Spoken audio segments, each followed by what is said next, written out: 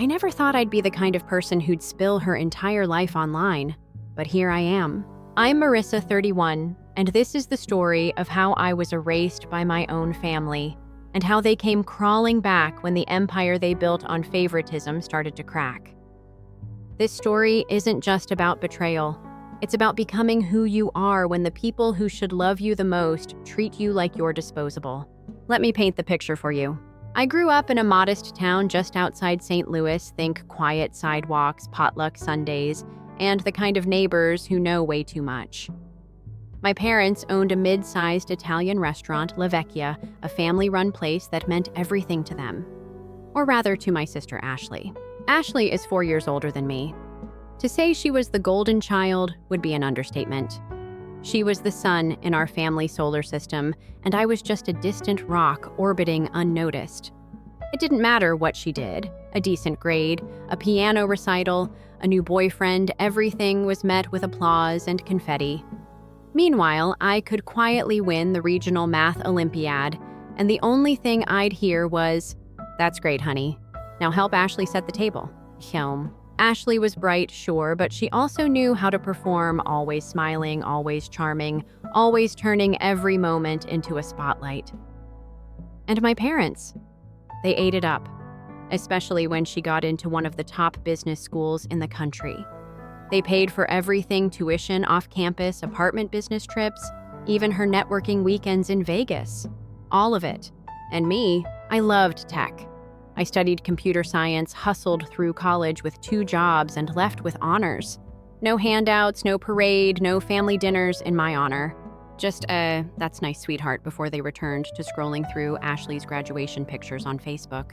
Still, I stayed in my lane. I figured, fine, I'll just build something of my own.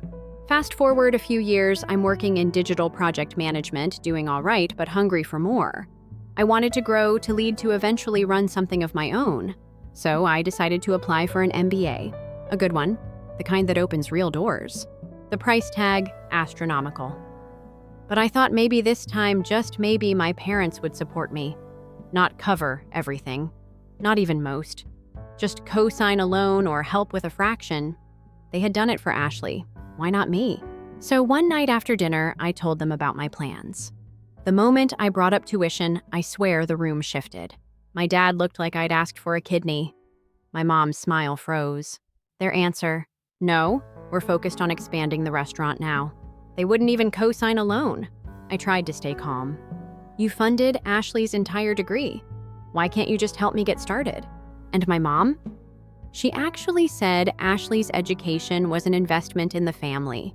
"You getting an MBA, that's just for you, right?" Just for me, as if I wasn't family. As if I hadn't helped run deliveries when they were short-staffed in high school. As if I hadn't spent every Thanksgiving working hostess shifts so Ashley could go out with her friends. That night, something broke in me. I realized they had no intention of ever seeing me as an equal. I wasn't Ashley. I was the understudy they hoped would never go on stage. So I called my aunt. Aunt Diane is my dad's older sister. She's a neurosurgeon, lives alone, and let's just say she's never been part of my parents' inner circle. Too successful, too independent, too much of a reminder that their own daughter never quite lived up. But she'd always been kind to me, listened, asked how I was doing, treated me like I mattered. When I told her everything, she didn't even blink. "Of course I'll help," she said. "You've always had it in you, Marissa. They just refuse to see it." I cried for hours after that call. Not just because she said yes, but because someone finally believed in me without asking me to prove I was worth it. Aunt Diane agreed to keep it private. She knew how petty my dad could be. I thought that would be the end of it. I'd go to school, they'd go on pretending I didn't exist. Everybody wins. I underestimated Ashley. I don't know how she found out. Maybe she went through my messages. Maybe she overheard a call, but she did. And she exploded. One day I came home from work to find my room boxed up. Clothes, books, electronics, everything packed like I was moving. Ashley was standing by the front door with this smug look, and my parents were waiting in the living room, arms crossed. My dad tossed a stack of printed emails at me. "Explain this." I was confused until I read them. Emails between me and Aunt Diane, or at least that's what they looked like, except they were fake. Fabricated messages that made it seem like I had sold out the family business, shared recipes, supplier lists, finances, in exchange for her paying my tuition. Information I didn't even have access to. Ashley had faked the whole thing. She used Photoshop or some email spoofing software, I don't know. But it was enough. Enough for my parents to believe I'd betrayed them. Because why wouldn't they? Ashley made the accusation. That was all they needed. I didn't do this, I whispered. This is fake. But they didn't care. My mom was sobbing. My dad was red in the face. You're not welcome here anymore, he said. You want to turn on this family, then you're not part of it. Ashley, she just watched, smirking, like a queen whose rival had just been eliminated. I packed what I could into my car. Neighbors peeked through their curtains. I didn't cry. Not until I was on the highway calling Aunt Diane, barely able to breathe. She told me to come stay with her. No questions, no hesitation. That was 2 years ago. I'm still with her, and thanks to her help, I started my MBA the very next week. But that night, walking into my own home and seeing my life in boxes, watching my sister triumph while my parents turned their backs, it changed me. It didn't just hurt. It reshaped everything. Living with Aunt Diane was like stepping into a different world. Quiet, supportive, no constant comparisons, no backhanded compliments disguised as concern. Just space, emotional and literal, to breathe. She made me feel like I wasn't broken, like I'd just been in the wrong place with the wrong people. Every morning, she left sticky notes on the fridge with small reminders. Proud of you. You've got this, or make them wish they treated you better. It wasn't flashy, but it stuck with me in a way years of hollow praise for my sister never did. I dove into my MBA program with everything I had. I was still hurting, sure, but I wasn't about to let that pain turn me into someone bitter. Instead, I let it push me forward. I wanted to prove to myself more than anyone that I belonged, that I was more than the shadow my family cast over me. Every late-night study session, every group project, every moment I thought about quitting, I reminded myself they didn't believe in me, but I did. Classmates started noticing. Professors praised my ideas. Group partners asked to work with me again and again. Slowly, I stopped feeling like the girl who got kicked out and started feeling like someone with purpose. Someone sharp. Someone who mattered. I won 2 case competitions by the end of my first year.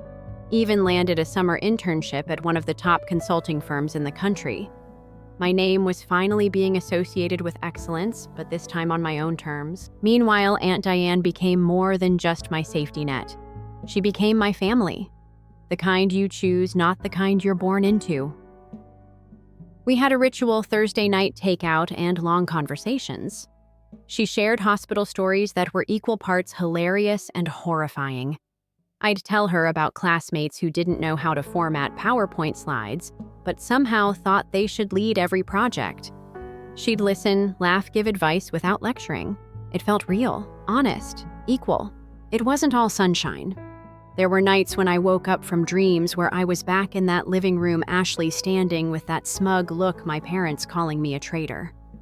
I'd sit in the dark wondering if any of it had been real love or just conditional approval. If Ashley had always been that calculating or if something changed. But deep down, I knew. It wasn't sudden. It was always there. I just hadn't let myself see it. By the time I graduated, something inside me had shifted completely. I no longer flinched when someone said family. I no longer waited for a text or call that never came. I had rebuilt myself stronger, clearer, unapologetically focused. And the timing was almost poetic. Not long after I accepted a full-time role at a top consulting firm, I got a message. From her, Ashley. It was a simple line. "Can we talk?"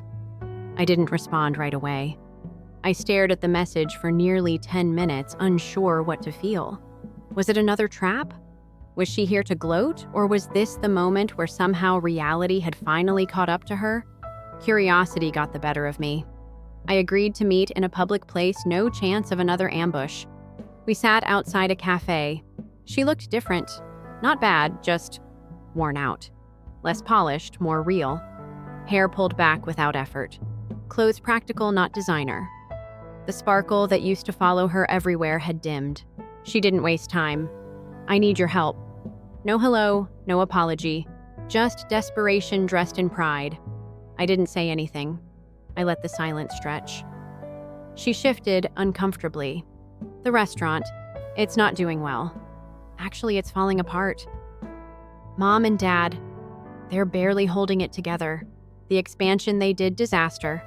Too much debt, not enough customers. Suppliers are pulling out. We might lose everything." I took a sip of my coffee, calm but alert. "And you came to me because..." She hesitated, then finally looked me in the eye. "Because you're the only one doing well. You know business. You've always been smart, even if they never said it. I know what I did. I know I screwed up. But please, if you could just help us figure out a way forward." Her voice cracked. For a second, I saw the person she used to be. Or maybe the one she could have been if envy hadn't eaten through her. I wanted to feel satisfaction. I wanted to revel in the irony, the golden child begging the forgotten one for help. But I didn't feel triumphant. I felt tired. Tired of carrying all the pain, tired of pretending like her actions hadn't left permanent scars. Still, I didn't speak from anger. I spoke from clarity. "Ashley, you didn't just mess up. You sabotaged me. You fabricated emails. You got me thrown out of my home. You made me into the villain. And now you want me to fix it like none of that happened." She looked away. "I was jealous. I couldn't stand that you were finally getting what I never had to work for. That Aunt Diane believed in you the way Mom and Dad always believed in me. I don't know what I thought. I just lost it." I nodded slowly, not because I forgave her, but because I understood something I hadn't before. Her power wasn't real. It was built on constant praise and zero pressure. She had no muscles for struggle, no tolerance for failure. She was melting because for the first time she didn't know how to fix things with charm. And I was solid, fire-tested. "I'll think about it," I said quietly. And I meant it. I wasn't sure if I'd help. I didn't know them anything. But I wanted to make that choice with a clear mind, not in a reactive haze. She gave me her number. She didn't hug me. She just left looking smaller than I remembered. That night, Aunt Diane didn't push for details. She simply poured us both a glass of wine and said, "Whatever you choose, make sure it's for you, not to prove anything to anyone else." I looked at my phone, Ashley's number saved, but untouched. It was strange. For so long, I just wanted to be seen, heard, acknowledged. Now they were seeing me, and not because they'd changed, but because they were desperate. Part of me wanted to say yes, not out of kindness, but because I knew I could do it. I could fix what they broke. I could walk in and save the restaurant, restructure the debt, bring in modern systems, renegotiate supplier terms. I could become the hero they never saw in me. But then what? Would they respect me or just resent me all over again? Would I feel peace, or would I just reopen wounds that had barely started to close? So I did nothing. Not yet. Dad said, not until I was sure. For the first time, I held all the power. And this time, I wasn't rushing to give it back. A week after that awkward cafe meeting with Ashley, I was still turning it over in my head. Not just her words, but her face, how tired she looked, how different from the sister I grew up chasing. She'd always seemed untouchable, polished, always 2 steps ahead with Mom and Dad cheering her on from the sidelines. But now she looked like someone who'd run out of luck and was still pretending she hadn't. And yet I couldn't let that visual soften me. Not entirely. Because every time I started to feel sympathy, I remembered what she did. How it felt to walk into that living room and find my life in boxes. How my own father told me to leave without so much as a conversation. How my mother cried, not for me, but because she believed I had betrayed them. That kind of wound doesn't heal because someone finally says I was jealous. I wanted to forgive or at least let it go, but it didn't work that way. Not when someone tried to burn your future and called it fairness. Still, I didn't block Ashley. I didn't delete her number. I told myself I needed more time, but really I was waiting for clarity. A sign. anything that would tilt the scale in one direction.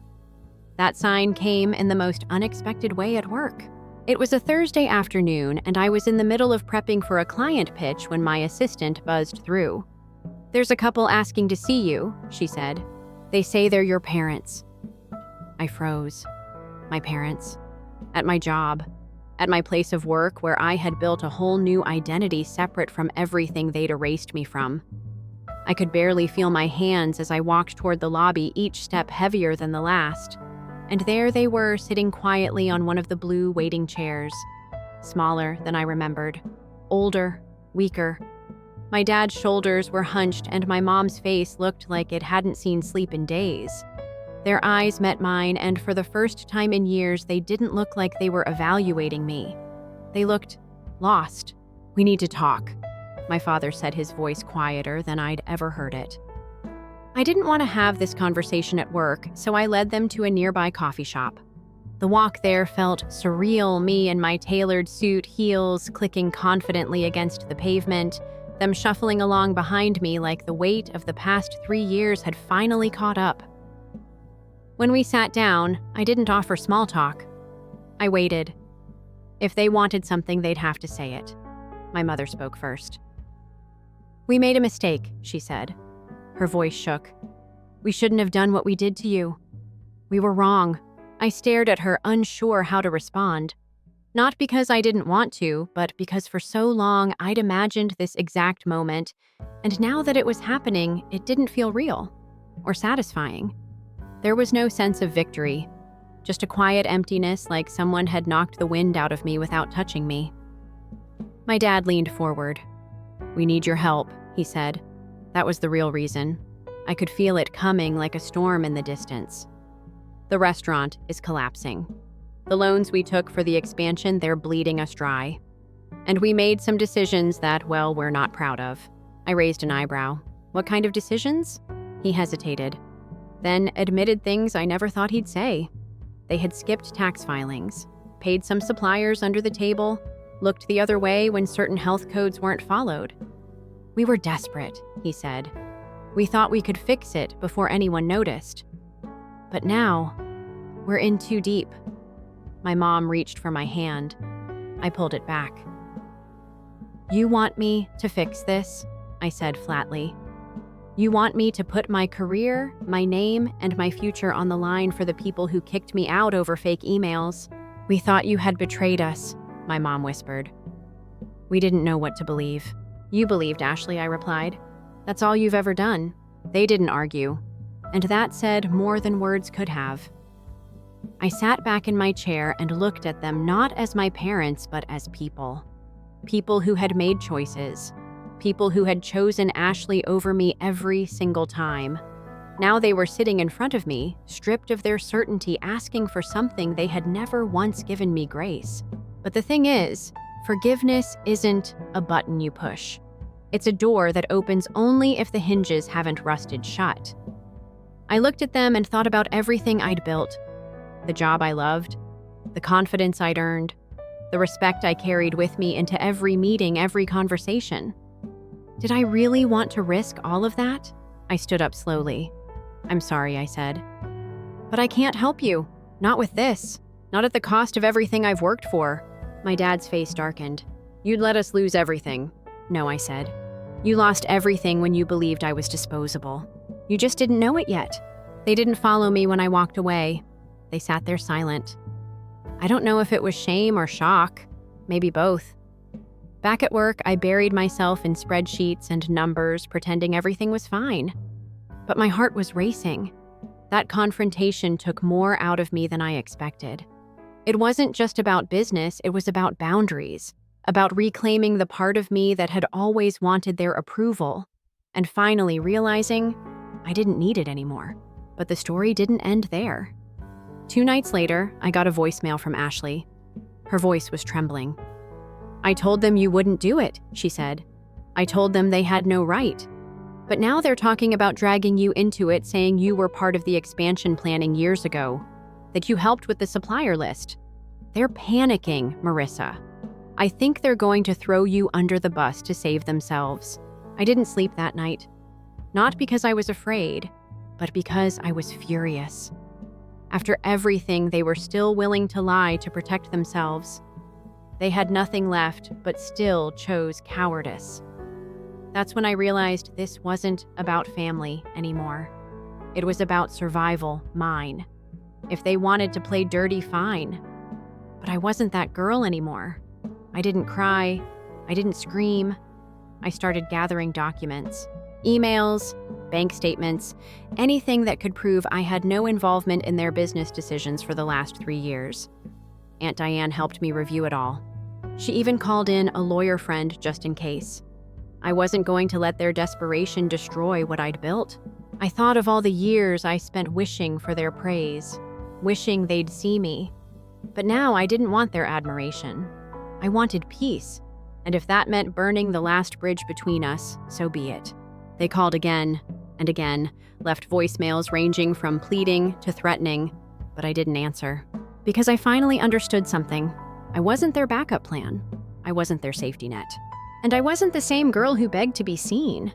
I was the woman who built her life from scratch after being thrown out like trash. And I had no intention of ever going back. The next few days moved slowly like the quiet before a storm you can't quite see but feel humming beneath the surface. I knew my parents were panicking, knew they were reaching the point where fear overtakes pride. But what I didn't expect was just how far they'd go to pull me back into their collapse. It started with a letter. Not a text, not an email, an actual letter delivered by courier, addressed to me at work. At first, I thought it might be from a client. Instead, it was from their lawyer. My parents were naming me as a past business contributor in a desperate attempt to reduce their own liability. The document claimed that I had been actively involved in sourcing and strategy meetings during the early stages of the restaurant's expansion, which, for the record, never happened. I wasn't even living with them by then. I had proof of that.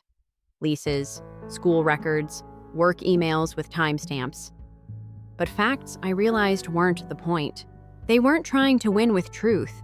They were trying to pull me down with them, drag my name into the mess they made, and maybe, just maybe, force my hand to come help clean it up out of fear for my own future. They underestimated me.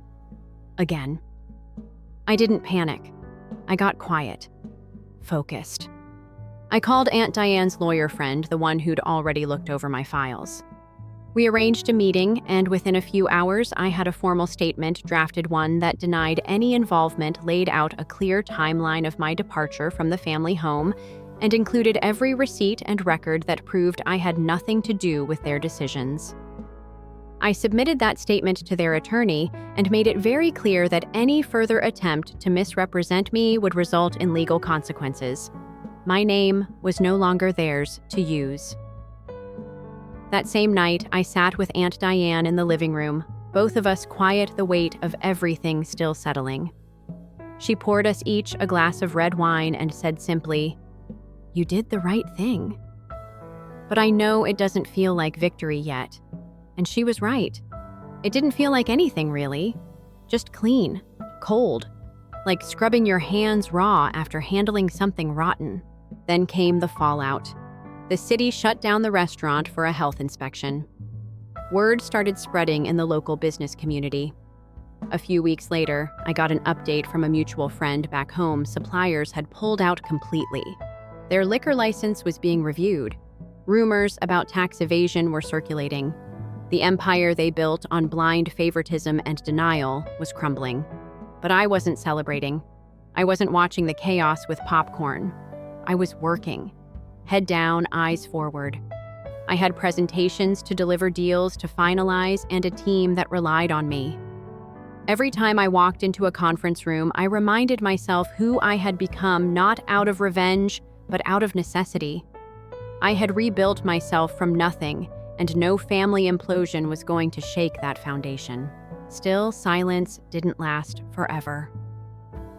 One evening, I got a call from Sarah, an old classmate from high school whose parents had once dined at the restaurant almost every week. She sounded cautious. "Hey, I didn't know who else to ask, but I heard what's happening with your folks.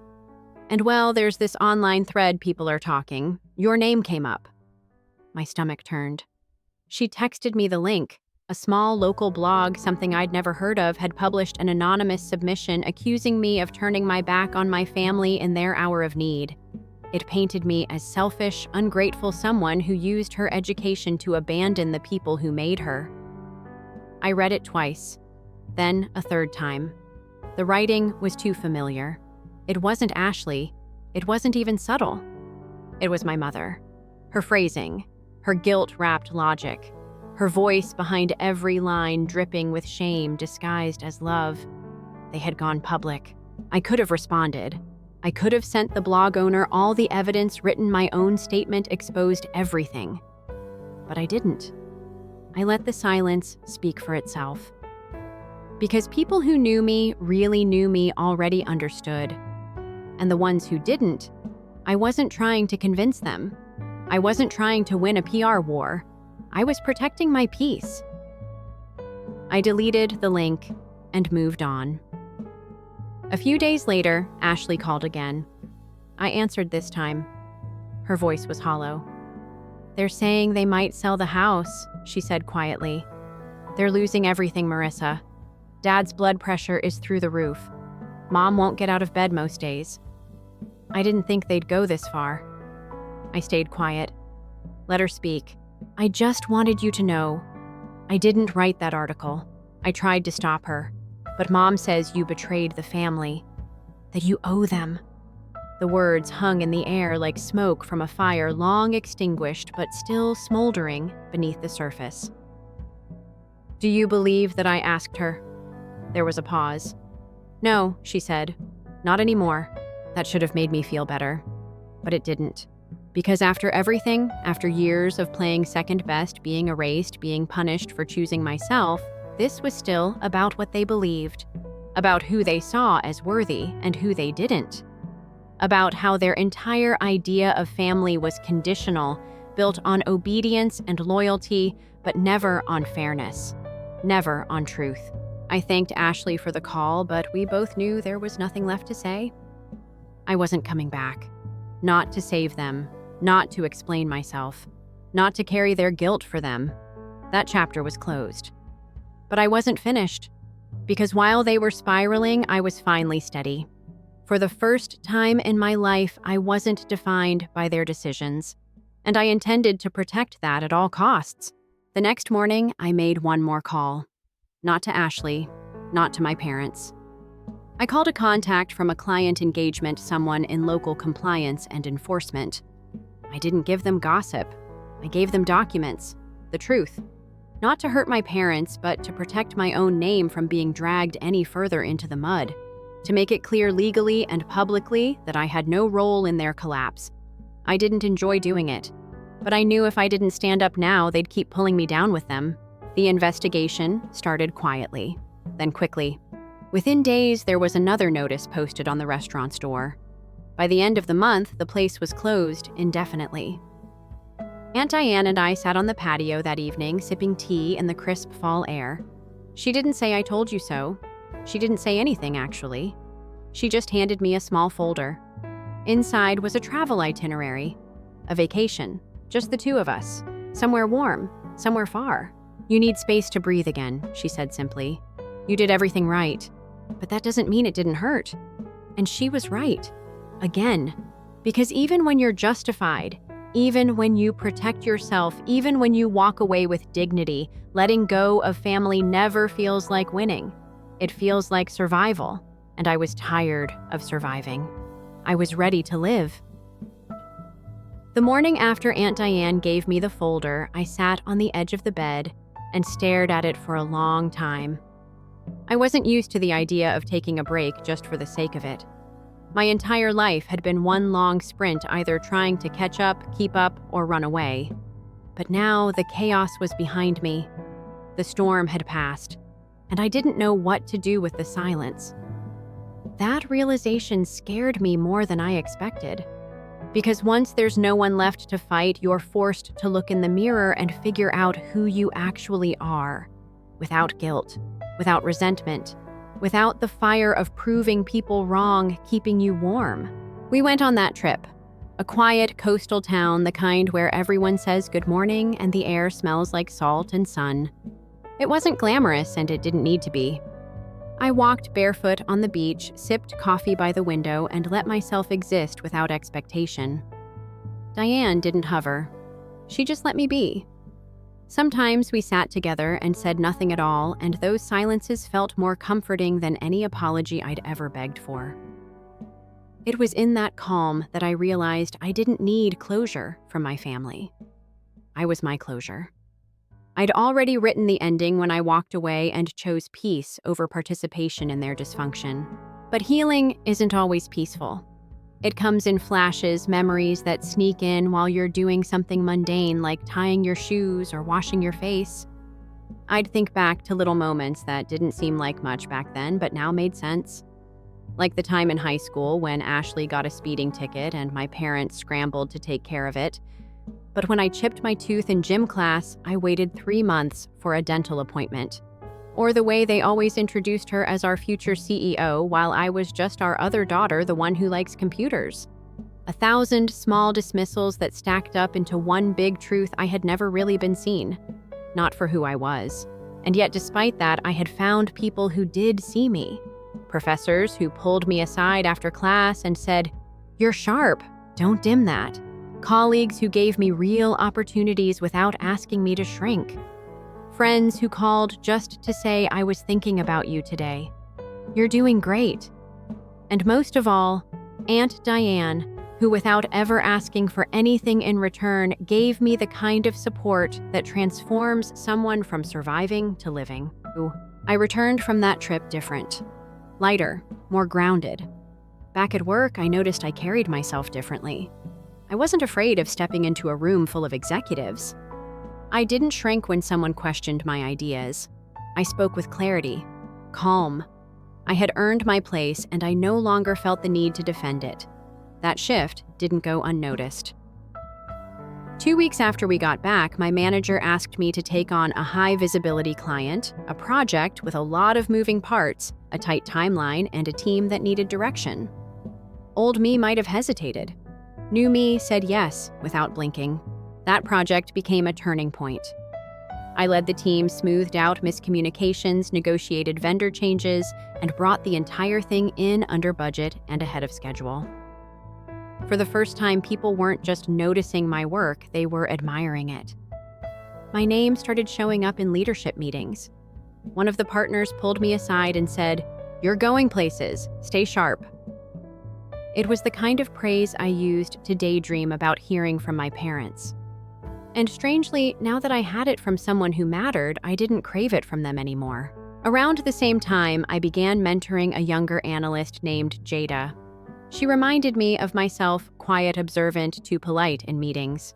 I saw the way others talked over her, the way her good ideas were dismissed until someone else repeated them louder.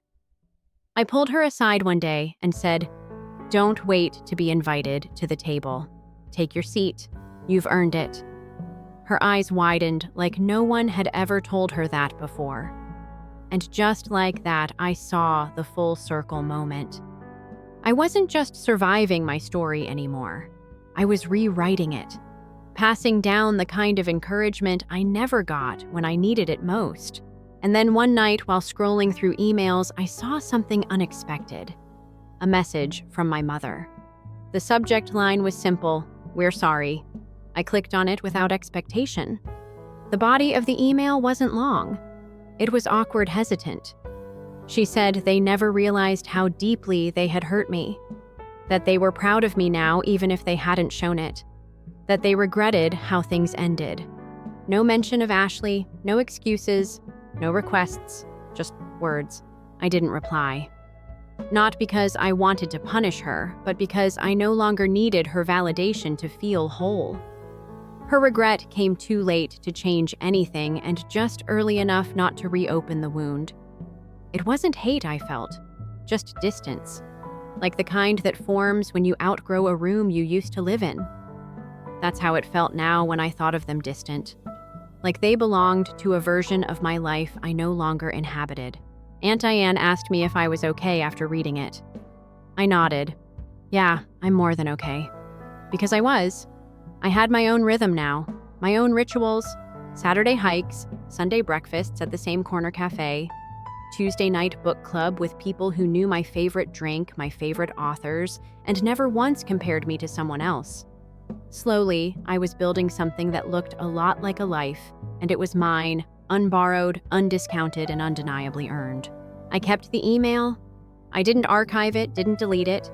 Just let it sit there like a paperweight on the past, a quiet reminder of everything I've been through. Not because I needed it to remember, but because sometimes it's good to see the proof of how far you've come. As the months passed, the legal situation around my parents' restaurant reached its final chapter. They lost the property. The building was sold. I heard through a former employee that the signage had come down, the place gutted, and all that remained was the shell of what once was. No new owners yet. Just silence. It didn't feel like karma. It felt like the inevitable consequence of their own choices finally catching up. For years, they'd gambled with loyalty, with money, with trust, and the house of cards had finally fallen. I didn't cry, I didn't gloat, I simply kept moving. Because that's what growth looks like. Not loud, not vengeful, just forward. I had finally arrived at a place where I no longer defined myself by what they took from me, but by what I built when they were gone. Spring rolled in quiet that year. The kind of warmth that crept in through open windows and made you forget winter was ever harsh. Life had found its rhythm. Each morning, I woke up not with dread or worry, but with a kind of calm I'd never known before. It wasn't the calm of stillness, it was the calm of control, of knowing I had built something solid under my feet, and if a storm came again, I wouldn't be swept away. The past no longer had hooks in my back. It lived where it belonged behind me. Work had grown into something more than a job. It became a space where I felt respected, trusted, and challenged in all the right ways. My team had expanded, and with it came new responsibilities. I had direct reports now, people who looked to me for answers, for stability, for leadership. And I gave it to them. Not from a place of ego, but from a place of understanding. I knew what it felt like to have no one speak up for you. I'd learned the hard way how important it was to feel seen. So I made sure they knew I saw them, all of them. One Friday afternoon, my director pulled me into a conference room. I thought maybe we were reviewing project budgets again, but instead he smiled and said, "We want to promote you. Senior project lead. You've earned it. Just like that. No strings, no false promises, just recognition." It was everything I used to want from my parents, and somehow it meant more coming from someone who owed me nothing. That night, I met Aunt Diane for dinner. I waited until dessert before I told her. She smiled, raised her glass, and said I knew it was coming. "You shine too bright to be overlooked."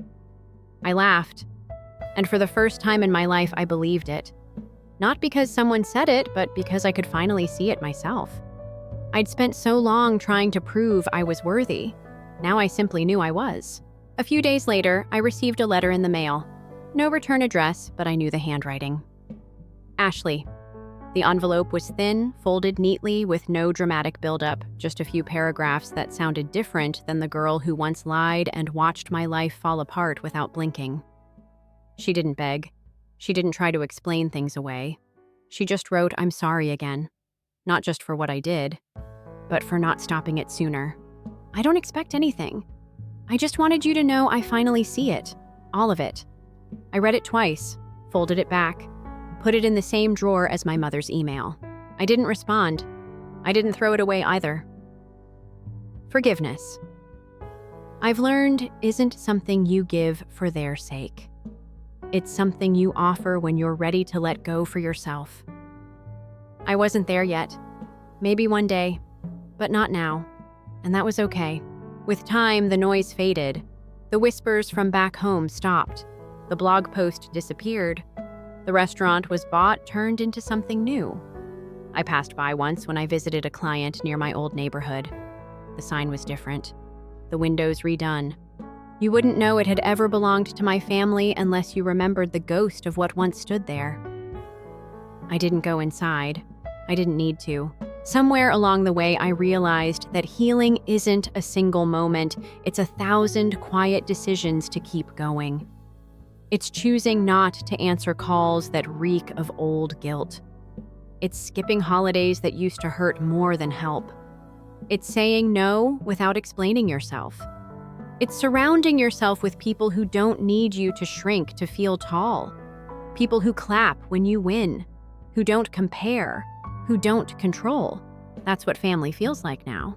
Jada, the junior analyst I mentored, got promoted. She told me during a team meeting, her eyes shining. "I wouldn't have had the confidence if you hadn't believed in me." That moment right there, that was everything. I didn't need payback. I didn't need my family to regret their choices. What I needed was a sense of purpose that came from lifting others up, instead of chasing the approval of people who never clapped when I succeeded. Aunt Diane and I started a tradition: Friday dinners, no matter how busy the week got. It became a sacred space. We talked about everything: workbooks, politics, old memories, and laughter. So much laughter. She filled the gaps I didn't even know were there. Not because she tried to replace what I lost, but because she reminded me that love, when given freely, changes everything. One night, over a shared bowl of pasta, she asked, "If you could go back, would you do anything differently?" I didn't answer right away. I thought about it. About the pain, the betrayal, the sleepless nights. But I also thought about the growth, the clarity, the strength I'd gained. I wouldn't change the outcome, I finally said, but maybe I'd have trusted myself sooner, believed I was enough without needing their approval. She nodded. "That's not something you learn in one lesson," she said. "That's something life teaches you over time." And life had taught me. In every hard-earned step, in every door slammed in my face, in every moment I stood back up, dusted myself off, and kept walking. Now I walk differently. Not faster, not harder, just straighter, shoulders back, chin up. I'm no longer the girl looking for a seat at someone else's table. I built my own. And if someone wants to sit beside me, they have to bring respect, not control, not guilt, not old roles they expect me to play. Just honesty, just humanity. That's what I've learned. That sometimes you don't get the apology you want, sometimes you don't get the reconciliation you dreamed about, but you get something better. You get freedom, you get peace, you get to write your own ending, and you make sure it's one worth living in. So here I am now, not broken, not bitter, but whole, strong, focused. I've got plans, and they no longer revolve around proving anyone wrong.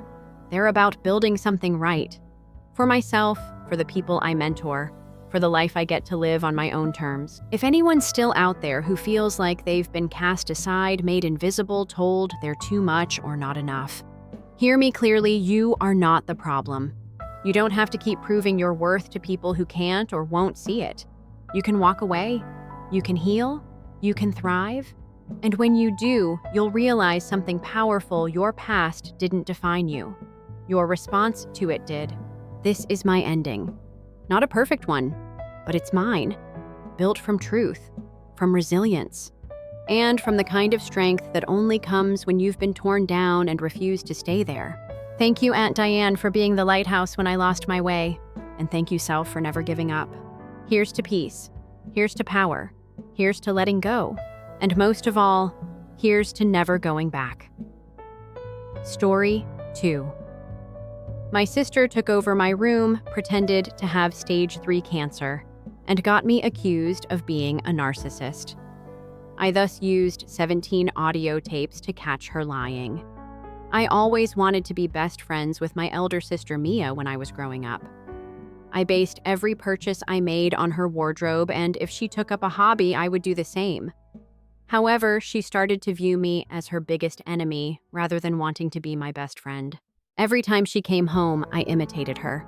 After winning a prize for dancing, running, or any other pastime she liked, she informed me that I couldn't do this before anybody else did, right? Instead of sobbing or feeling jealous, I would embrace her and express my pride in her even if she had waved the award in my face. However, this simply infuriated her, and she pushed me away sometimes with such force that my whole body hit the ground. However, I didn't give up until I was 12 years old. Mia had always wanted a pink, sparkly bike, so our parents got it for me. I hurried to her room and knocked on her door as soon as I had unloaded everything. I showed her what I had as I led her into the backyard. I inquired if she would want to ride it first. "Sure," she said, her expression sneering. Since she was 16, I figured she was old enough to ride it safely when she indicated she wanted to take it on the road. Just as a truck passed and destroyed it, she looked directly at me instead of sitting in the seat and threw it onto the wide road. My childhood came to an end when my heart broke. I made the decision to never share my achievements or any other part of my life with her. Unfortunately, Mia hadn't left for college yet, so I won the regional cross-country championships when I was 14. She heard my folks talking about it. To my surprise, rather than panicking, she expressed interest in coming to my award ceremony. I thought she was trying to re-establish our friendship on this special day, so I enthusiastically said yes. In order of lowest to highest, the coach announced the winners. However, Mia fell to the ground before he could say my name, so he never did.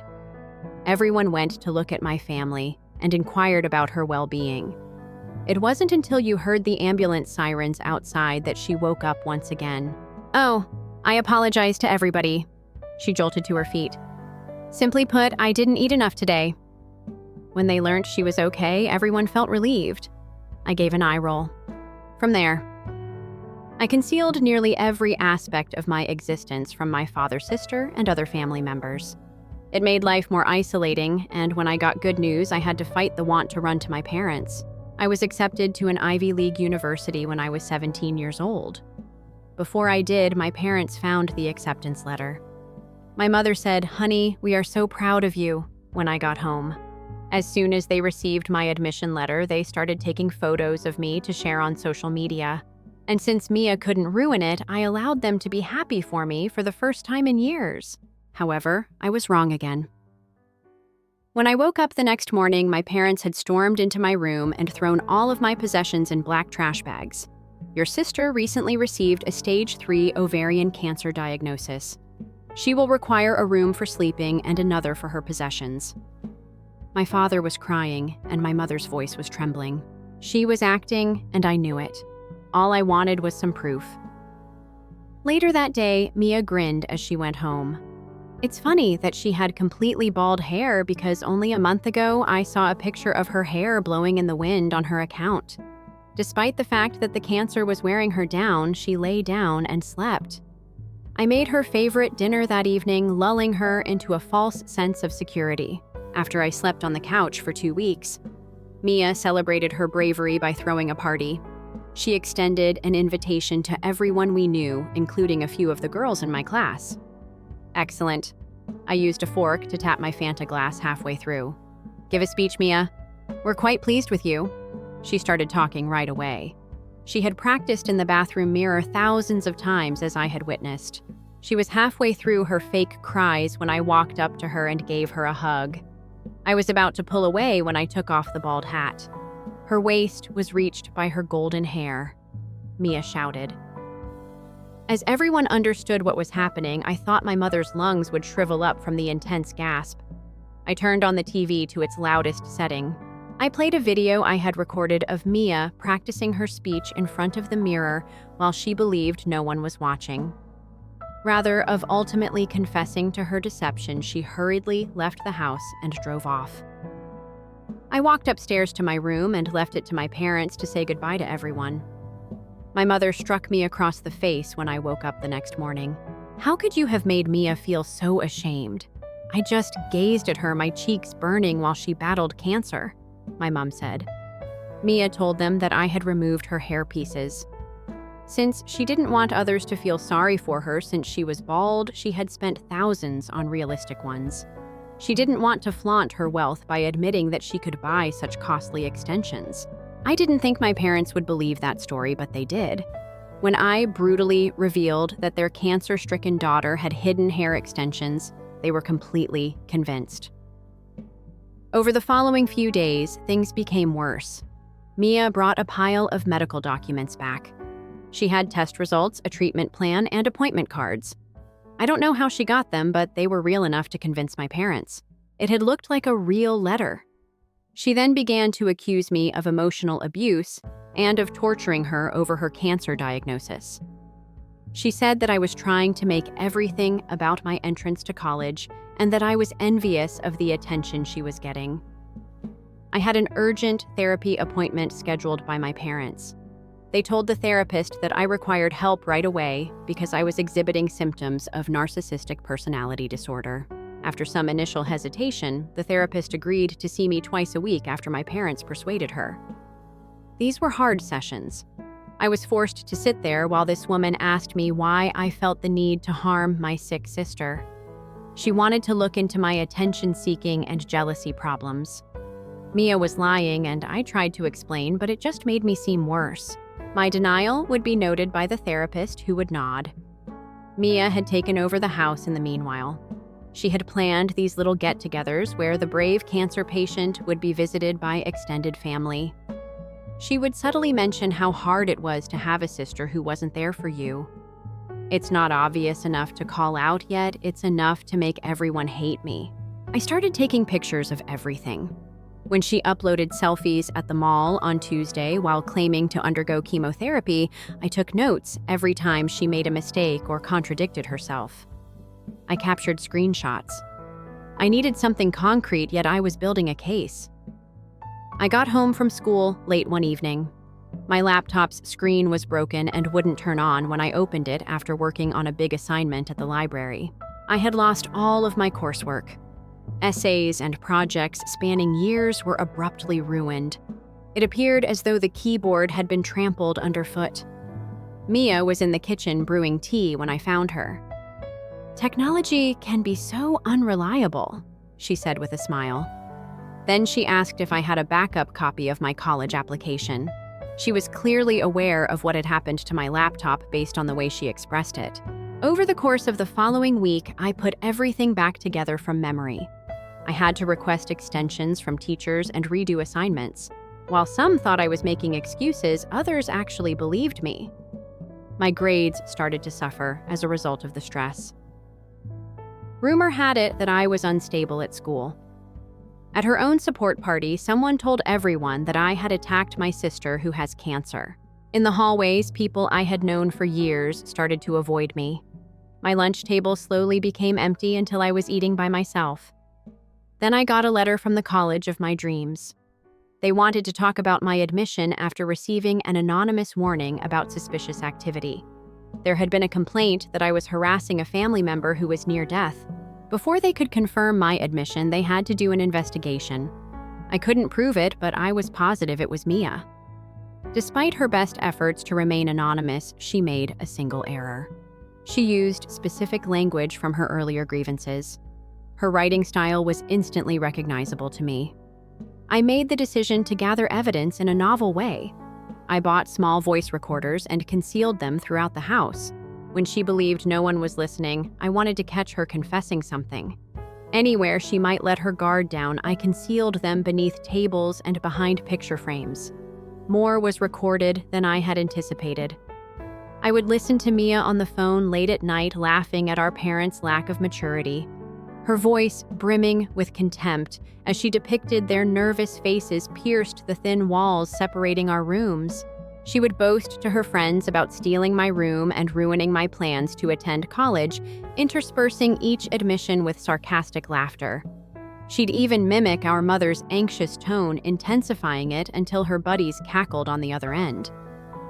I saved every single file to different cloud accounts, creating backup after backup with trembling hands. Each tape was labeled with the date and time and stored in folders that chronicled weeks of deception. But I wanted someone who would really listen. My parents were in denial, their eyes glazing over whenever I tried to point out contradictions in Mia's statement. When I addressed her behavior, they would change the conversation or suddenly remember important errands.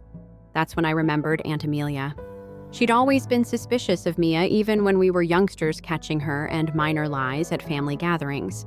She was the only one who recognized Mia's claim to have won a spelling bee at a school that didn't even have one.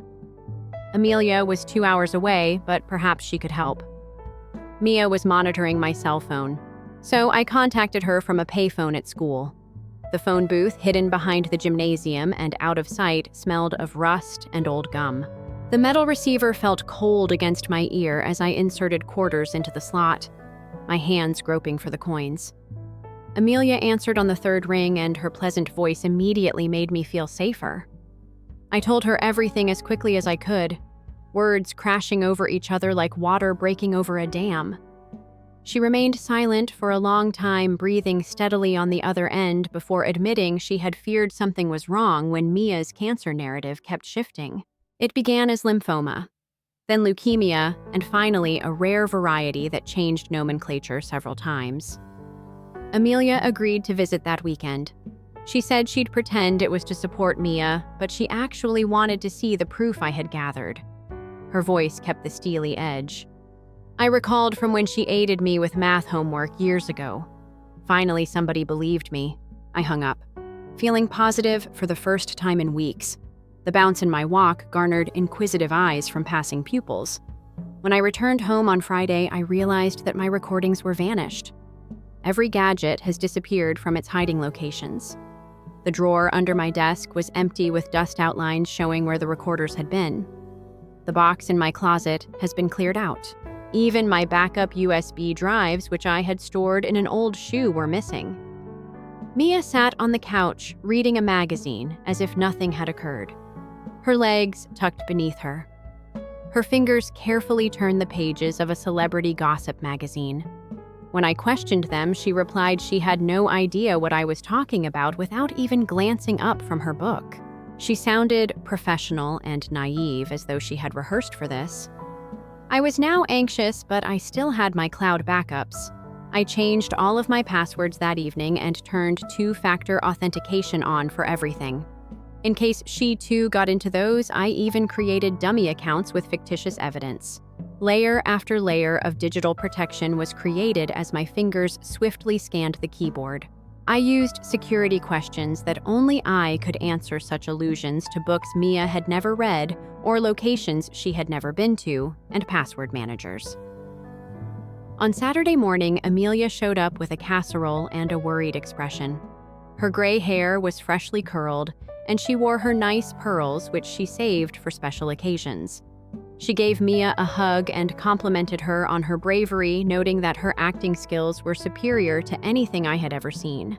In the end, Mia discussed her therapy and how challenging it was. She even got her voice to tremble at just the right moments. Biting my tongue so hard it tasted like copper, I watched from the kitchen. Still warm and smelling like comforting childhood memories, I couldn't attain the casserole sat on the counter. After I gave my room up for Mia, Amelia subsequently requested to see it so she could assist me in rearranging it. It was a clever pretext to keep suspicion at bay. I showed her everything on my phone while we were alone, including the screenshots, recordings, and timeline of falsehoods I had painstakingly recorded. Each piece of evidence has cross-references and context annotations. With every bit of proof, her face became darker, and when she heard Mia laughing maliciously, her jaw tensed. When she found out that Mia was going to snoop on my college acceptance letter, she had to sit on my bed. We went over everything for an hour.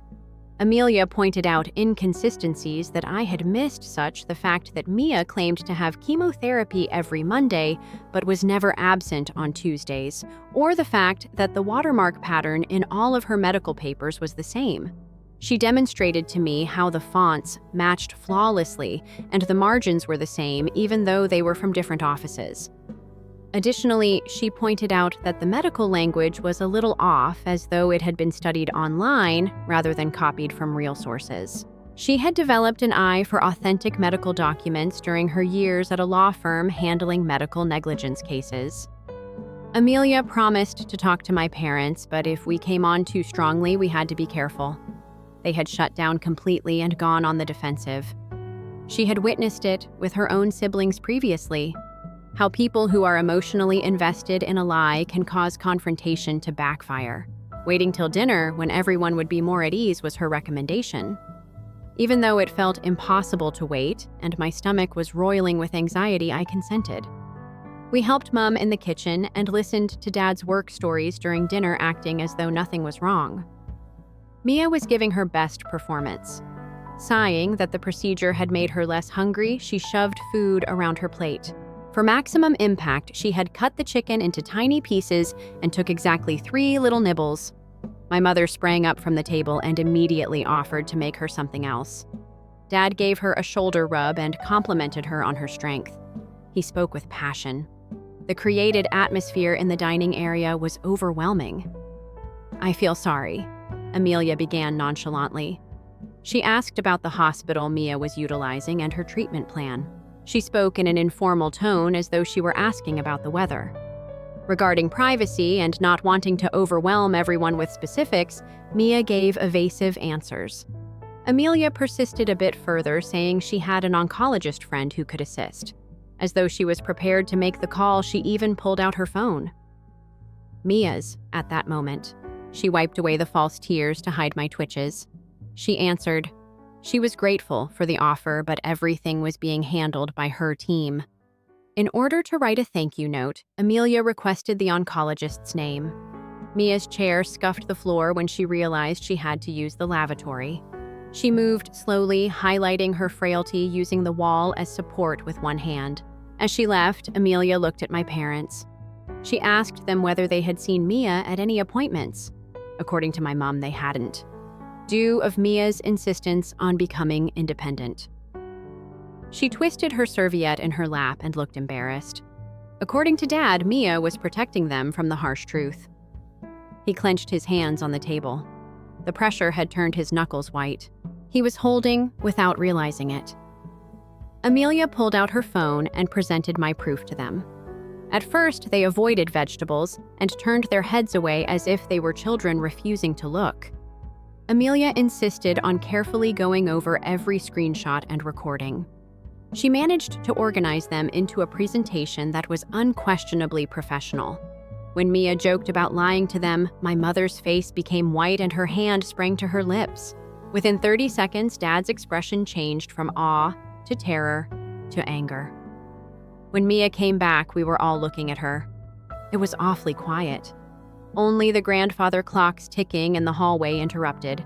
She started sobbing right away when she heard that we were banding together against a cancer patient. When it failed, she accused me of fabricating records using artificial intelligence. Her lies then got more desperate and insane when she said that I had drugged her to make her say such things. Like a house of cards tumbling in real time, each new rationale ran counter to the one before it. The weight shift caused my father's chair to creak as he slowly got to his feet. He questioned her directly about if she had cancer. He had caught me sneaking cookies and his voice sounded just as it had when I was younger. Mia started crying again, but he only asked again. He spoke with power and steadiness. At last, she blew up. She yelled that her parents were distracted by my foolish college admittance and that we all valued my successes more than hers. Her words were filled with years of anger.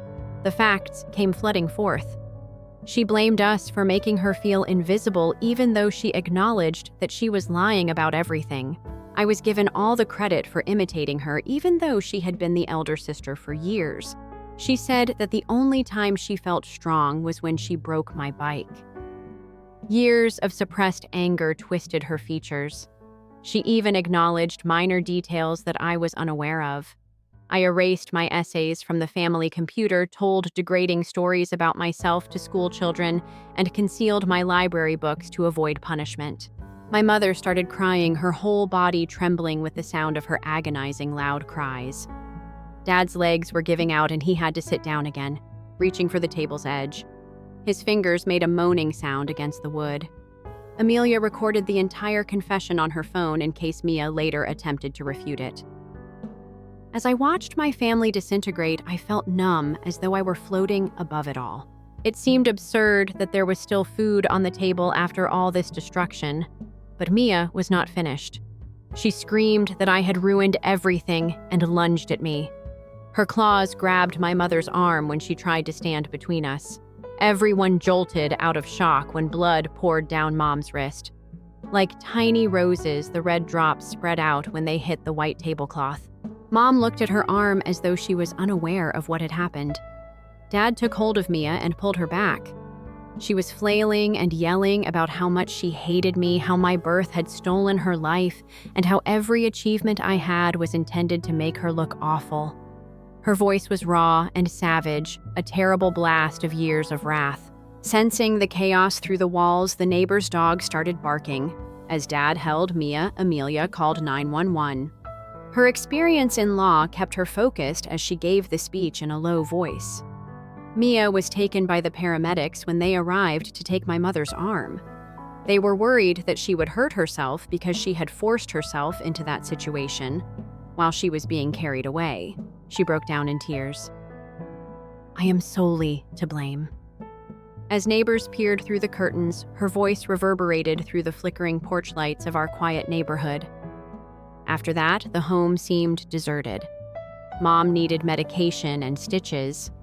Although the scratches were significant, the doctor said they would heal well. Gently and effectively, they cleaned and bandaged her arm. Dad drove her home in quiet, the only sound being the hum of the vehicle motor. Neither of us knew what to say. As we pulled into our driveway, the streetlights struck Mom's hospital bracelet. That night, my parents sat me down to apologize. They stated they were so stunned by the cancer report that they never questioned it. They had planned to help their unwell daughter but ended up promoting her falsehoods. When Mom mentioned spanking me, she wept and lovingly touched my cheek. The gesture was totally different from that day. Sensitive and full of grief, I informed them about all Mia had done over the years. Not to harm them, but to make them understand that this was nothing new. They were outraged to learn about the birthday bike and the award ceremony. Each revelation hit them like a physical blow, and they had no clue how long this had been going on. Dad mumbled about indicators he had missed while still shaking his head. We came to the conclusion that Mia needed expert help, real therapy, not the type they had forced on me. Dad did some research and found a clinic that specializes on personality disorders. If Mia decided to go, they had a spot open for the next week. He filled his notepad with names, numbers, insurance coverage, therapy, alternatives, and success rates while he was on the phone for hours. Like his life depended on it, he studied. I had to make my life better in the interim. The anonymous allegation was still being looked into by the college. I sent them Amelia's letter outlining the circumstances and the tape of Mia's confession via email. I provided my treatment papers, which demonstrated that I was the victim rather than the aggressor. I felt as though my dignity had been restored with each paper. I was personally called by the admissions officer to express regret for any errors. Fixing school was more challenging, particularly at a small high school where gossip is normal. Rumors do not die easily. When I gave an explanation, some people thought I was making excuses while others believed me. I ignored the commotion in the hallway and focused on my real friends. Although it hurt, I had fared worse. My AP instructors were especially encouraging since they had seen firsthand how committed I was. My instructors were more understanding. I handed them the police report that Dad had made after explaining the laptop. I was granted extensions. For weeks, I worked late into the night to finish my studies as my desk lamp burned. Gradually, my grades improved, but it was tiring. Every exam and paper was a challenge. The librarians knew me by name, and coffee became my closest friend. After 3 days of being watched, Mia went home. Twice a week, she was forced to go to therapy. According to the therapist, she displayed antisocial traits and indications of narcissistic personality disorder. She established reasonable expectations and warned us that addressing the issue would need years of work. She gave us pamphlets about enabling attitudes and family dynamics. Mia went back to her old room without saying sorry. We completely avoided each other, which caused invisible walls to form in the areas we shared. She would stare right past me as if I didn't exist when we passed in the hallway. I didn't mind. Years ago, I had given up on ever having a sibling. The home had the atmosphere of two separate universes living together under one roof. She wasn't done trying to harm me, though. One day, I saw her looking through my academic documents in my room. She told me she was just borrowing a pen when I went up to her. However, I saw that my acceptance letter was rumpled as though she had been tearing it up. The official seal was too creased to be fixed. My skin crawled at the violation of my personal space. I locked my door shut that evening. Without my explanation, my parents did not object to the necessity being recognized. They saw the necessity for limits, as Maya overcame her obstacles. Mom even assisted me in choosing a sturdy lock by weighing each one's strength at the hardware shop. That lock's click turned into a warning sign. The months that followed were stressful. On good days, Mia would look nearly normal, helping with dishes and giggling at TV shows. Then she would have setbacks, and the anger would come back.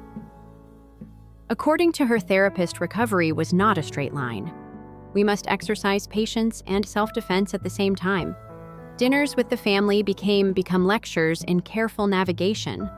I began keeping everything important, including my laptop papers and sentimental items, in a safe, each and every evening. I couldn't risk another effort at sabotage, even though it sounded cruel. I was able to focus on my schoolwork since the safe gave me peace of mind. My birthday was the combination. It was something Mia had never enjoyed. It was like getting something back just by choosing those numbers. At last, the college affirmed that they would uphold my acceptance. The admissions board acknowledged my candor and said they understood the situation. They even offered tools for dealing with trauma in the family. As I read the email, I started crying. Waves of relief swept over me. My future was assured once more. As the season drew near, I let myself become enthusiastic since I knew the path ahead was clear. My buddy Aaron invited me to attend as friends after I purchased a stunning outfit at a bargain. Having something normal to look forward to was pleasant. I even started singing while I worked on my assignments, sneaking back in the dress old delight, hung in my closet like a vow for a single ideal evening. I heard a crash while I was getting ready for prom. There was my garment on the floor, smeared with what looked like bleach. Large, white splotches covered the blue fabric, destroying the textile. The hallway was blocked by the click of Mia's bathroom door. My nose was burned by the poisonous smell. In my slumber, I stood gazing at the damaged garment. I felt the excitement fading. Instead of screaming, I called Amelia. With her daughter's old prom dress in tow, she drove over. It fit fine, however, it was green rather than blue. I tried not to cry as Amelia did my hair. She meant it when she said I looked beautiful. Each curl was delicately pinned by her hands. As if she knew I needed help, she even had the same jewelry in her handbag. The fact that my prom outfit did not turn out as intended was ignored. For several hours, Aaron and I danced until our feet ached. Mia and the chaos at home were forgotten. I just got to celebrate with my friends like any other adolescent. Silver streamers and sparkling lights adorned the gym. We replaced artificial smiles and family photographs with dozens of real-life smiles. Mia was in the living room looking at the green clothing when I got home. Her expression fell. She had been waiting for me to mourn the ruined clothing, I realized. She hurried off to her room when I grinned and said, "I had a fantastic night." For once, her displeasure was apparent. She had completely failed in her attempt to hurt me. Her therapist set up a family meeting for the next week. She said that Mia acknowledged committing many acts of sabotage, including the clothing incident. A more rigorous program like residential therapy was recommended by the therapist so that Mia could concentrate on her recovery without being sidetracked by outside influences. The existing approach was not working fast enough, she said. My parents felt conflicted. They were worried about sending Mia away, but they still wanted to assist her. The therapist stressed that for everyone to recover, occasionally they needed to be apart. She gave them pamphlets on several personality disorder-focused programs, glossy pages brimming of hope for healing. Testimonials from families who had found peace after separation were presented at each hospital. I heard my parents quarrel that night. Dad felt they had let Mia down by not identifying it sooner, but Mom wanted her to try the residential program. They quarreled about who was at fault. I tried to focus on my coursework while wearing headphones. My tears made maths issues hazy. My music was interrupted there by growing shouting. I'm sure Mia heard them too. She said that she would seek therapy the next day. She says she was tired of constantly being angry. She didn't seem to be planning anything, but rather exhausted for the first time in years. There were heavy bags under her eyes. Something empty seemed to have taken the place of the battle. The next Monday, we took her to the facility by car. A 3-hour trip away, it was encircled by gardens and mountains. The personnel seemed tough, yet courteous. According to them, family therapy sessions would take place once a month for at least 6 months during the program. The building seemed less like a hospital and more like a retreat. In the parking lot, other families were said farewell, each with heartbreaking tales to share. Ignoring me, Mia gave our parents a farewell embrace. That was all okay with me. A tearful reconciliation was not what I wanted. All I wanted was for her to leave me alone and seek assistance. I felt lighter than I had in years as we drove off. The mountains seemed calm as we watched the facility disappear into the rearview mirror, as though they could hold and transform all of our family's sorrow. Without her, the house was quiet. I went back to my room and unconcernedly put out all of my possessions. During our peaceful dinners, my dad and I really spoke. Mom inquired about my day once again, really curious about my answers. On certain nights, we even relearned how to function as a 3-person family by playing board games. I gave everything I had to senior year activities. I started instructing underclassmen in mathematics after joining the yearbook committee. I was guaranteed a spot at college, allowing me to finally enjoy high school. Friends resumed their social activities when the drama had passed. My schedule was jam-packed with the usual teenage activities such study groups, movie nights, and sessions to get ready for college. Life became deliciously routine. The initial session of family therapy was challenging. Mia was forced to acknowledge the damage she had done. She seemed unhappy as she monotonely read out a list. But the first step the therapist advised was admitting guilt. The room was little, and although she hadn't noticed it before, it smelt like lavender. More than feet separated us as we sat in a circle. As needed, we went once a month. Mia shifted between glaring and joining in. We all worked with the therapist on communication and boundaries. My parents had to acknowledge that by not confronting her behavior sooner, they had encouraged it. Layers of familial dysfunction were exposed in each session. Mom shed a lot of tears. Dad developed the ability to express feelings other than rage. I discovered how to advocate for myself without feeling bad about it. To deal with everything, I began going to my own therapist. She made it clear to me that I wasn't to blame for Mia's problems, and that this wasn't a result of desiring a sibling. I didn't believe that for months, but I finally did. Her office turned into a safe refuge where I could at last relax. We conquered years of unspoken fear and uncertainty. The senior year flew by in a blur of activities and significant occasions. For my essay on overcoming familial harassments, I received a scholarship and was admitted into the National Honor Society. My parents were glowing with joy as they attended each event. They had learned to take pleasure in my achievements guilt-free. As I accepted each trophy, the warmth of the auditorium lights touched my face. Every achievement was entirely mine, not influenced by Mia's jealousy anymore. Mia got better over time while receiving therapy. Her letters home grew more reflective and less angry. She started taking accountability without passing judgment on others. Although she was making great strides, the therapist cautioned us not to anticipate miracles. Instead of being a destination, recovery would be a lifetime process. But I felt hope for the first time in my life. Even though it was still a long way off, I hoped to have the sister I had always wanted eventually. Graduation day arrived sooner than anticipated.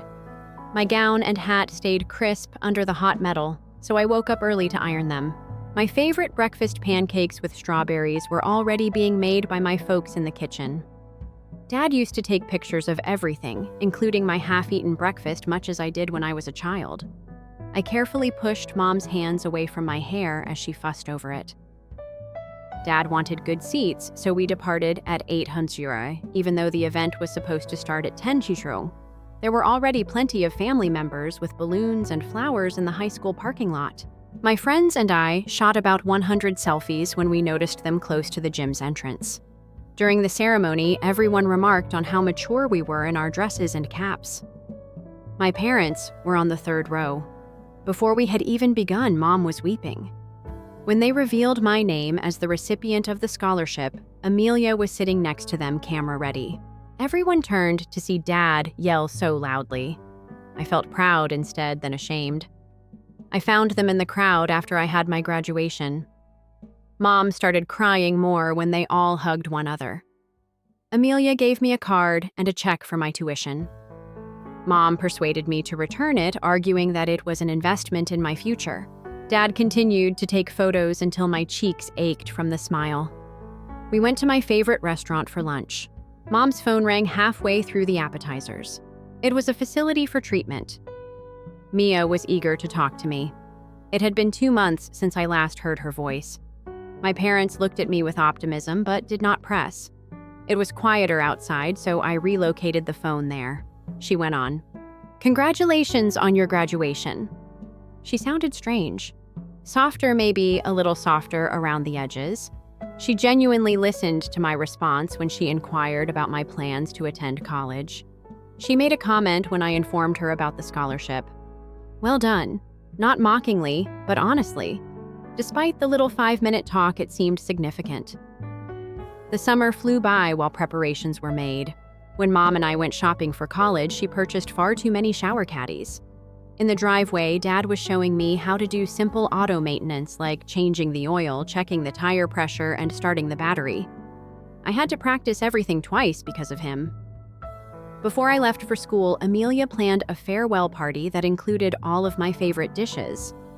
I was called by the treatment facility to arrange a special family session. Mia had something important to say, Kati, they said. It was a Saturday when we drove up. The summer growth has turned the mountains green. Now the structure didn't look so ominous. Families conversed calmly in the session room while sitting in the garden regions. Mia looked better. Her complexion had returned to its natural color, and she had put on weight. She took a page to read. Her hands shook a little. It truly was an apology. She described specific incidents and admitted that they had hurt me. The suit, the laptop, and the bike. Every memory is thoroughly examined. She claimed to have been diagnosed with borderline traits and narcissistic personality disorder. That was an explanation, not an excuse. She was learning how to manage her feelings without causing harm to other people. As she went on, the therapist gave her a supportive nod. We all sat in silence for a while after she was done. She was not forgiven by me. Not quite yet. But I said, I hope the treatment continues to help, and thanked her for her apology.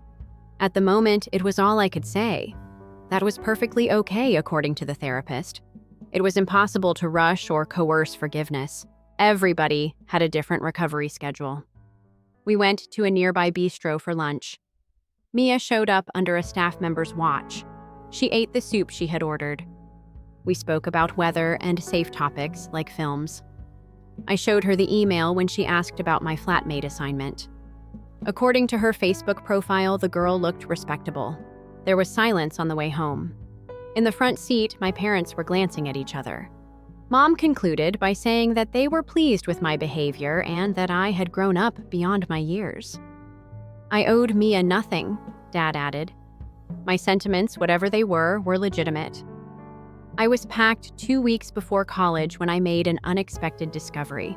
In my desk drawer is a little wrapped package. There was a necklace with my birthstone on it. According to the tickets, Mia placed the order via the treatment facility's craft initiative. A little inscription for your fresh start was read. I looked at it for a long time. I brought it, but I never wore it. Perhaps I will, perhaps not. However, the gesture had significance, even if I wasn't prepared to fully embrace it. I put it in my jewel country box after carefully wrapping it in tissue paper. Little steps were taken to make progress. It was a frantic move-in day. His back arched as Dad continued to carry everything alone. Mom rearranged my room at the dorm 3 times. Kimberly, my flatmate, and her parents watched in amusement that evening. Our room felt like home, even if it looked like a bed bath and beyond an explosion. It was harder than expected to say goodbye. The parking lot was where Mom, ugly, sobbed. Dad continued to inspect the car's tires and clear his throat. I promised to text every day and call once a week. Before I did, Amelia sent a care box that included tea cookies and a message expressing her pride. My dream came true when I went to college. Classes are challenging yet fascinating. Pizza is a source of energy. Late-night study sessions. After we bonded over the terrible food in the dining hall, my flatmate and I became close friends. I gained more friends after joining a running group. It was freeing to know that no one was aware of my family problems. It felt weird to miss the first family therapy session. Later, Mom gave me an update over the phone. Mia was performing well, taking on tasks without being asked. She had started helping the younger people adjust to their new surroundings. According to the therapist, that was significant progress. Being far away made me happy and relieved. I went back home for Thanksgiving. The house had a distinct, more serene vibe. My parents started hosting game evenings for friends and redecorated a couple rooms. They seemed lighter and happier, as though they had been holding their breath for years before letting it out all at once. Mom prepared enough food to feed 20 guests. Over Thanksgiving dinner, Mia was given permission to have a supervised house visit. As she entered the room, she appeared anxious. At first, we all sat at the table acting like strangers posing as family, but then we started talking. She was genuinely interested in my biology degree and asked about my studies. There won't be any put-downs or competing remarks. She volunteered to assist clean plates after dinner without being asked. Mia inquired whether she could say something as her mother brought out the pie. She expressed gratitude to us for always believing in her. She acknowledged that she knew she had caused us a great deal of suffering, but she was committed to changing no matter how difficult it would be. Dad grabbed her hand and squeezed it. The visit felt fruitful, but she went back to therapy that evening. I waved from the porch, but I didn't give her a parting embrace. Little steps. According to the therapist, recovery was not a straight line. At least we were making progress, even though there will be good and terrible days. More changes were made over winter break. After completing the initial round of therapy, Mia entered a program for transitional housing. She started taking online classes at a small college and got a part-time job at a bookshop. She appeared to gain from the framework. She had to live up to expectations and the regulations. The therapist talked about reintegration at one of our subsequent family sessions. Mia could visit more often, but she wouldn't move in immediately, possibly never. Attend family get-togethers with ample notice and have dinner once a week. Boundaries were necessary for everyone to feel at ease. The therapist helped us put them in writing. I returned cautiously optimistic to college.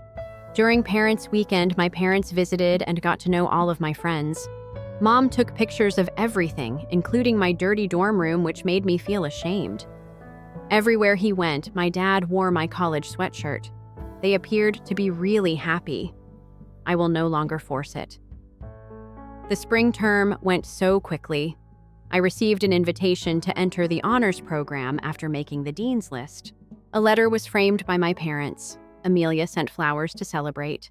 Mia even texted that she was pleased. Every success felt entirely mine. Now without a cloud over it, without fear of retaliation. Upon my return home over spring break, I found that Mia had visited many times. The dinners were going well, according to my parents. She was working on emotional control, accepting responsibility, and receiving therapy. Her work ethic was valued by the management of the bookshop. Even minor triumphs are achievements. When giving updates, Mom's tone remained neutral. On Wednesday, we enjoyed supper together. I told Mia about my research internship when she asked about my summer plans.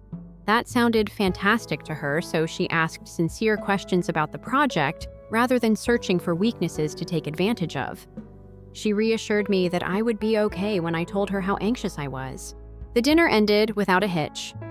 She thanked Mom for cooking and assisted with loading the dishes. I bid them farewell without coming across as strange. My folks looked at me expectantly after she went. I said it wasn't great, but it wasn't terrible either. Just fine. Just fine was sufficient at times. It was more stable in the summer. I threw myself into the study and relished every second of it. To find out more about my protein folding research, my parents visited the lab. Mia maintained her employment and continued her therapy. Every other week, we gathered for family meals. Experience made the conversation simple. She asked if we could talk privately one evening. Like children, we sat on the back porch. She pledged to do better in the future, but she acknowledged that she had taken years from me and was unable to get them back. I told her that although I was grateful, trust would take time. Forever, maybe. She answered, she got it. Before sophomore year began, we had one more family session. According to the therapist, Mia had made remarkable progress but would need ongoing support. She was now able to recognize her triggers and regulate her responses. She could select how the personality defect affected other people, but it would always be there. To get here, everyone had put forth a lot of effort. I felt at home when I got back to college. Even if my family wasn't perfect, it helped me heal. Mia sent texts on common topics, such as books she had read or songs she liked.